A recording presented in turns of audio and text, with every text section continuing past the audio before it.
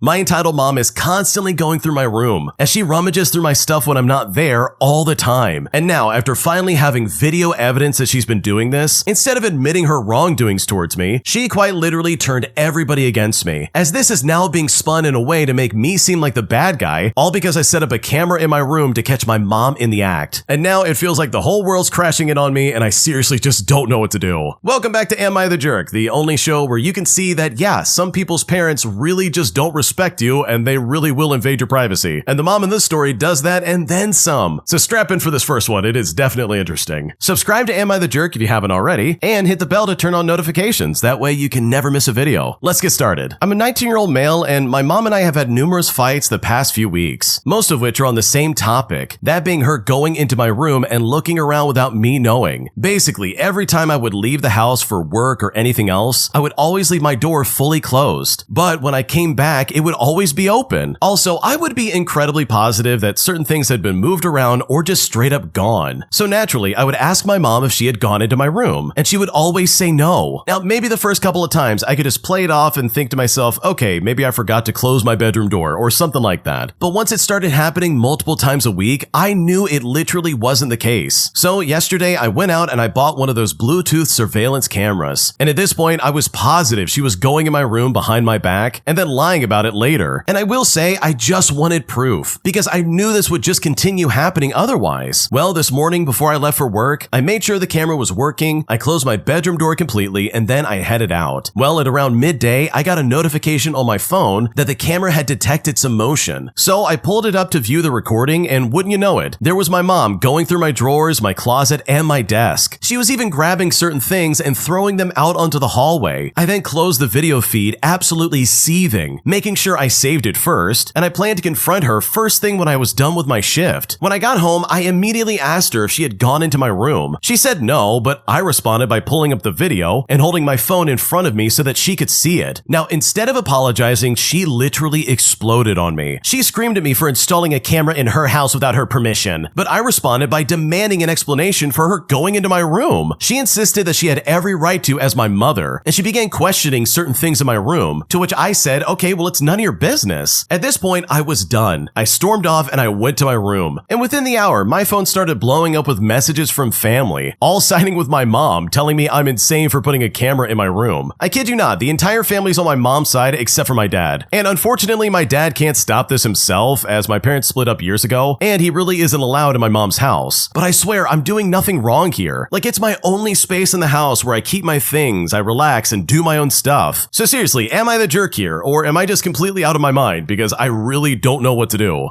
Okay, dude, if I was in your shoes, I would absolutely start the process of moving in with my dad if that was even an option. Because holy crap, this sounds obnoxious. First off, I'm absolutely on the original poster side because this seems incredibly weird, and I would hate to have someone going through my stuff all the time. And it's not even about like, oh, well, what are you hiding? Because that's kind of what the mom's implying. She's trying to dig into this idea of like, oh, you're hiding something and I'm gonna find it. But it's like, dude, it's just my own private space. Like, what's the big deal? If I want to sit in there and relax and at least know my stuff is not gonna be moved around, then that is literally my right. Like, leave me alone, dude. And the original poster even said like, hey, I've never stolen anything. There's nothing illegal in my room. It's just that he values his privacy and he wants to keep it that way. And honestly, I feel that, dude. And I also feel bad for you. Like, this really sucks. The fact that you even had to buy a Bluetooth like surveillance camera just to prove a point is so idiotic in my opinion. So no, you're not the jerk. Your mom is being insane and she's being weird. And the fact that she's trying to manipulate this to turn it against you with like the whole family is also super toxic. So hopefully you can move in with your dad. Like, hopefully that's an option of some kind, because then you might actually have some peace and have some semblance of like, I don't know, some privacy you can work with, because this scenario really sucks and I'm sorry that you're going through it. If you like Am I the Jerk and what we're doing over here, please check out Am I the Genius. It's going to be linked down below in the description. Just click and go ahead and subscribe to them. And also, if you have your own stories you want to submit, go to AmITheJerk.com/submit if you want to submit your own stories. We're reading them all the time and we're picking out the best ones, so trust me, we would love to hear what you have to say.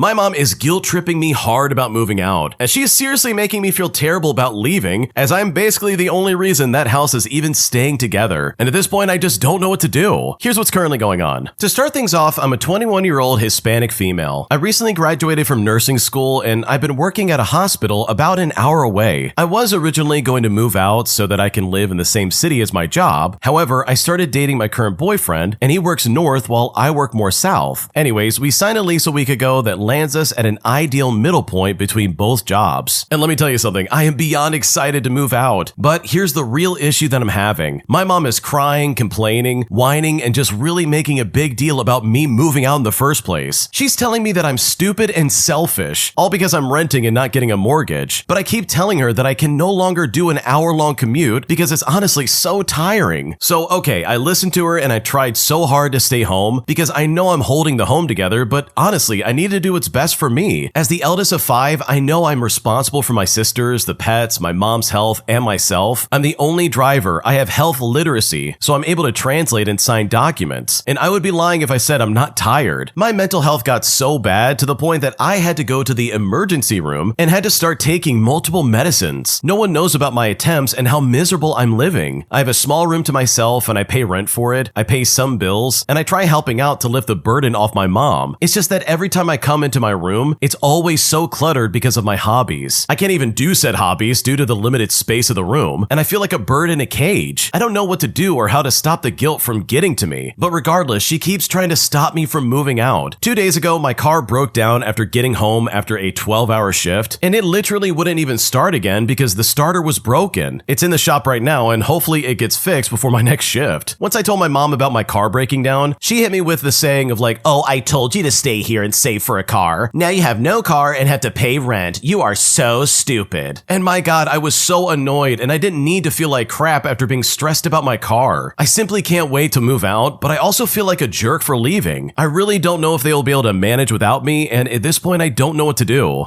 Okay, dude, I would be getting out of there like as fast as possible. There's no way this is okay. Your mom's guilt tripping you and trying to make you feel dumb for leaving, but holy crap, it's pretty obvious you run that place. She's realizing that the one person she leans on more than anybody else is leaving, and now she's got to step up as a mom and actually do that stuff herself. Which, by the way, she's more than capable of doing that crap. She's not helpless, like this woman knows what she's doing, and more than anything, she's basically trying to be like, "Oh wow, if you leave, our life is just gonna be ruined, and it's gonna be your fault, and also you're stupid." Like, what are we doing right now? That's so weird and toxic. So bro, if I was in your shoes, I would be moving out as soon as possible. I would get out of there and not think twice about it, because it's pretty obvious your mom's being super toxic, and I would hate to deal with that personally. Am I the jerk for refusing to help my cousin out with something after he refused to follow up with me about whether he can loan me some money? Because I'm really upset about this, and it seems like he's avoiding this situation instead of just being upfront with me. And at this point, I don't know what to do. Here's what happened. Okay, so I recently went through a bit of a rough patch financially because of a job transition and some relocation issues I was going through. It is temporary, but things have been really tight in the short term. Well, a few days ago, I asked my cousin, who I am quite close with by the way, and I live close to them, if he could lend me a small amount of money to help cover essentials like petrol and diapers for my son. Nothing crazy, just enough to get me through a few days. He responded saying that he would check his fund situation, but then changed the subject and started talking about something else, like offering to lend me formal shoes, which felt very random given what I literally just asked. So I just left it at that and I didn't really push it. Well, a couple days later, he asked me to help him with something. And it's not money related, but still, it's something that would take time and effort from me. Well, I feel a bit annoyed because when I needed help, he kind of dodged the question instead of just being upfront. So I told him that I'm not really in a position to help right now. He thinks I'm being petty and says he just needed to check his finances and that I shouldn't take it personally. But I feel like if he couldn't have helped me, then he should have just said so instead of avoiding it. So am I the jerk for refusing to help him when he needed something, even though he kind of ghosted me when I asked him for help? Because I really just don't know what to make of this. No, I don't think you're the jerk. I think your cousin's being very rude right now. Here you are saying like, dude, I need money for gas and diapers. Like, can you please help me out? I'll pay you back. And instead of getting back to you and be like, yeah, here's a couple $100, take care of it, he decided to be like, oh, let me check my financial situation. By the way, help me do stuff. And it's like, dude, if you're not willing to help me out with something very small, then why would you ask me to help you with something that seemingly seems a lot bigger? Like, I'm not sure what they're asking them to do, but it's like, okay, this seems like this would take a lot of time. And I'm already short on money and my situation's weird, so it's like, no, I can't do that, dude. But for me, it's so funny that he shot back and said, I just needed to check my finances. You don't need to take it personally. But it's like, dude, the original poster didn't say anything about the money. They just said, said, hey, I'm not really in a position to help right now. Sorry about that. Maybe they said, hey, I'm tight on money, so I'm trying to figure things out. But it's like, yeah, their cousin jumped to being defensive real quick. Almost like they knew they needed to follow up about the whole money thing, but decided not to, which is way worse than just being upfront, dude. I would rather someone say, yeah, I can't give you money, instead of just ghosting me and pretend like it didn't happen. So no, you're not the jerk. I would never help this cousin out at all, and probably never ask them for money ever again, because it really seems like they're just gonna give you the runaround.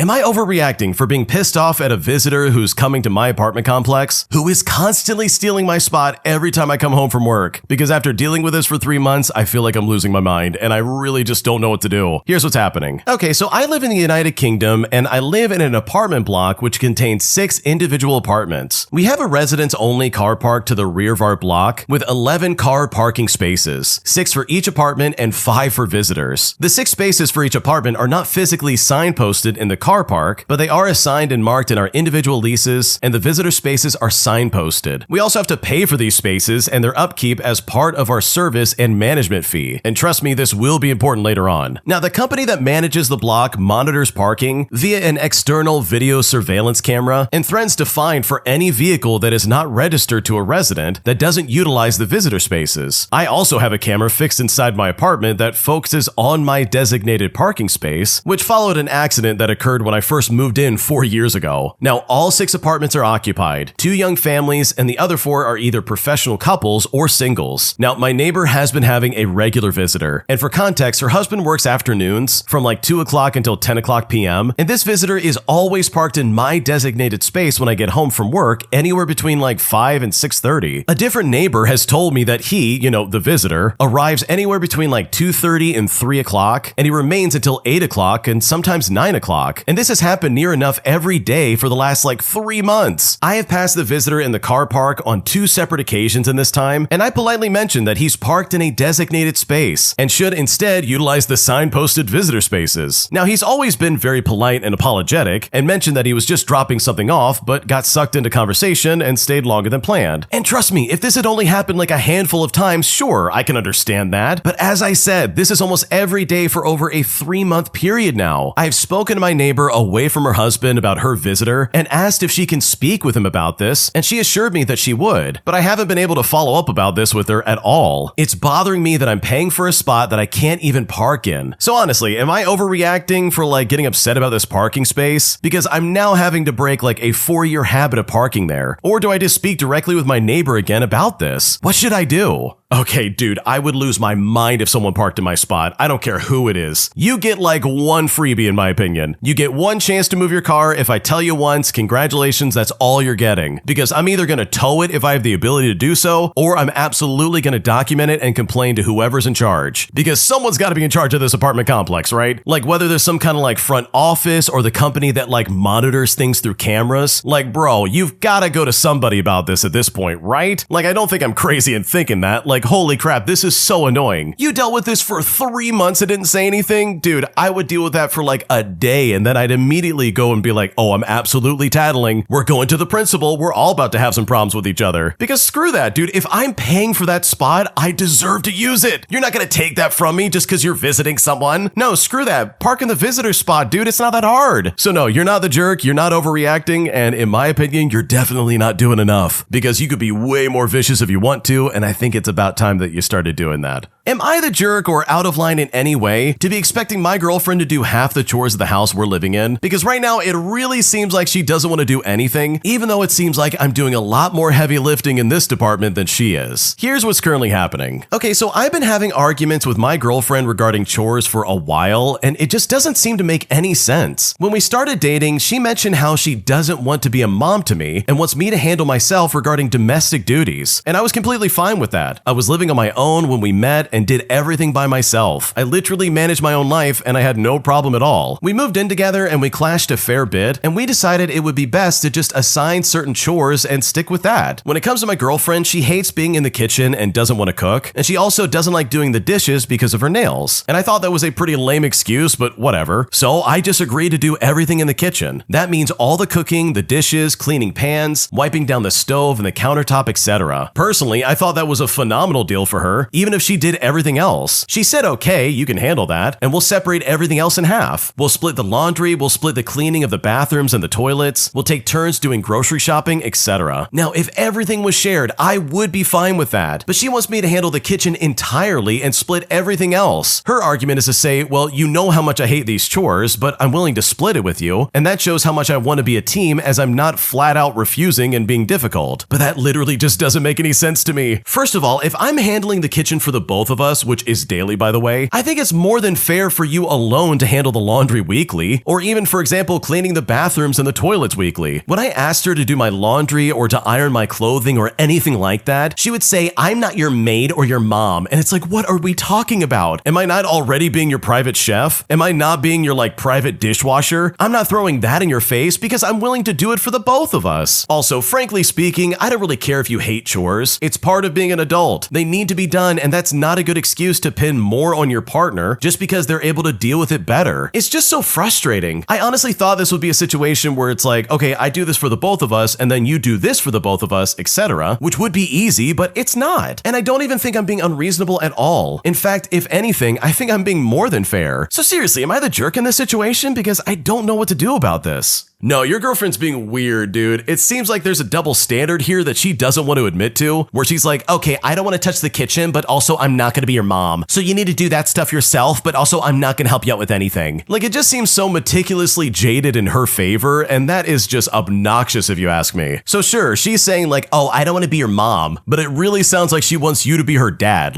This is really annoying. So no, expecting your girlfriend to do chores if you're living together is not unreasonable. That completely makes sense if you ask me, and I don't think that's completely out of line. The entitled boomers I work with at my job are finally being held accountable for their crappy actions, as a new young supervisor is holding their feet to the fire, forcing them for the first time ever to really do their job in several years of work. Here's what happened. Okay, so this happened yesterday, and I've been trying to figure out how to tell it coherently. Basically, the situation is I work in manufacturing. We cut wood, so we have a system that is supposed to suck up all of our sawdust. It then goes outside into filters in a barrel in this outside closet space. So at my work, there's a maintenance support guy who's 70 years old, a safety supervisor that's pushing maybe 65, my supervisor who's maybe 30, and a production supervisor who's in his 50s. Last week, the local fire department did their annual walkthrough, and when they got to our dust collection closet, they found it's full of dust because it leaks over. So now suddenly the safety supervisor and maintenance supervisor think this is a big deal, and yeah, it absolutely is. But here's the part about it that's really important to note. They've known about this for years. The maintenance supervisor is the one who built the system 10 years ago, and they literally built it from the old system. My past two supervisors have been trying for years to get maintenance to do the cleaning and fixing, and we never got a straight answer from the maintenance supervisor because he just doesn't want to do it. We empty it on a regular basis as part of our job, which is fine if you ask me, but we don't have time to stop our work, which also makes the company money, just to do all this cleaning and repairs. The maintenance supervisor got away with not doing it because the previous production supervisor was literally a boomer and simply didn't care about the workers. But now I have a new younger supervisor. When they decided it was a big deal, they tried to get us to do it, but my supervisor pushed back. He went straight to the new production supervisor, and he agreed immediately that maintenance should do maintenance. So now they might get to it next week if they have time, and suddenly it's not so important. Oh, and we have no drinkable water in our building, and we asked for some last summer and still got nothing from this maintenance supervisor. And no, the new production supervisor wasn't happy about that either. And on top of that, the safety supervisor is giving me a hard time, all because I use my own earmuff hearing protection. Because last time I asked him for some, he said he didn't have any, even though he would say, oh, but you can always just ask. But it's oh, suddenly you have some now, but I still have to go to you to get them. But if he really cared about my hearing, then he would go to me and give them to me. But I swear, I simply just didn't have the energy to call him out on it. Oh, and the safety supervisor doesn't like that we plug extension cords into other extension cords. So I pointed out in front of the maintenance supervisor, by the way, that when we have a long cord and it has a cut on the outside of it, maintenance just cuts the cord in half and adds 2 plugs, making it 2 short cords. My supervisor offered to bring them all the short cords in exchange for long ones, and they suddenly said to wait and they might put in some extra outlets for us when they have time. Oh, and the maintenance supervisor, who's 70, he was training a nice hardworking young guy to replace him in the next year, but he suddenly decided that he's going to stay on board for another 4 years, so the good worker quit. I'm honestly so tired of boomers and I just can't stand this behavior.